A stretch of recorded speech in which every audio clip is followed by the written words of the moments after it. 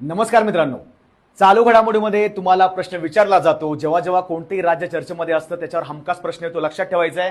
बघा, मोबाईलद्वारे मतदान सुविधा देणारे पहिले राज्य आपल्या बऱ्याचशा परीक्षेला असेल मित्रांनो. पहिलं राज्य कोणतं आहे याच्यावर प्रश्न विचारला जातो. आता लक्षात द्या, पहिलं राज्य कोणतं आहे तर मोबाईलद्वारे मतदान सुविधा देणारे पहिलं राज्य आहे मित्रांनो बिहार. या संदर्भात आपण थोडीशी माहिती घेऊया. हे जे बिहार राज्य आहे त्यांच्या राज्य निवडणूक आयोगाद्वारे हा निर्णय घेतलेला आहे. म्हणजे लक्षात ठेवायचं, प्रत्येक राज्याचा राज्य निवडणूक आयोग असतो, त्यामार्फत निर्णय घेतला जातो.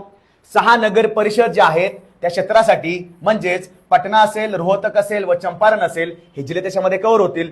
त्या ऍप्लिकेशनचं नाव आहे ई सेक बिहार. आता सेक म्हणजेच काय? State election commission. कुणाचं? बिहारचं. लक्षात ठेवायचं. विकसित कुणी केलेलं आहे तर CDAC पुणे मार्फत विकसित झालेला आहे.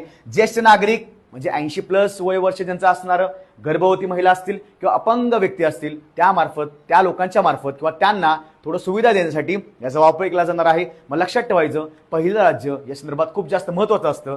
धन्यवाद.